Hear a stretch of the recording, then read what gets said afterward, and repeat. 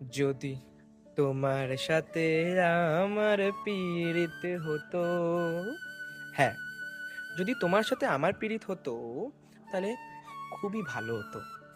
আমি বলছি সেই সব ওয়ান সাইডেড লাভার্সদের জন্য, যারা হয়তো নিজের জীবন সঙ্গীকে কোনোভাবে বোঝাতে পারেনি যে তারা তাকে ভালোবাসে। তাই ত্যাগ করো সেই সব বন্ধুকে এবং তাদেরকে বলো যে মনের সাহস নিয়ে বলে দাও তাদেরকে, আমি তোমাকে ভালোবাসি।